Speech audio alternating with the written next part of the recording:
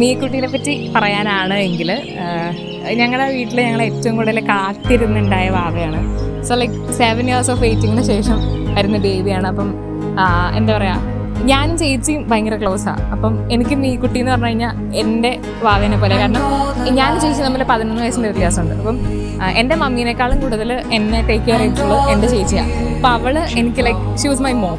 അപ്പോൾ എനിക്കും ലൈക്ക് മീക്കുട്ടി ഒരു എൻ്റെ ബേബി ഫീലിംഗ് ആണ് എനിക്കെപ്പോഴും കിട്ടുന്നത്. അപ്പോൾ എന്താ പറയുക, അവൾ ഒരു ഹാപ്പി ബേബി ഒന്നുമല്ല, അവൾ കൂടുതൽ അലമ്പാണ്, വഴക്കാണ്. അപ്പോൾ എനിക്ക് ടെൻഷനായിരുന്നു. മാമൂസയ്ക്കാണെങ്കിലും തൊമ്മൂൻ്റെയൊക്കെ മാമൂസയ്ക്ക് അവൻ ഭയങ്കര കൂളായിരുന്നു. അച്ഛന് ഹൈഫൈ കൊടുത്ത് അടിപൊളിയായിട്ടാണ് അവൻ പരിപാടി നടത്തുന്നത്. പക്ഷേ ഇവൾ അലമ്പാക്കുമെന്ന് എനിക്ക് പേടിയുണ്ടായിരുന്നു. പക്ഷേ വലിയ അലമ്പൊന്നുമില്ലാത്ത കാര്യങ്ങളൊക്കെ നടന്നു.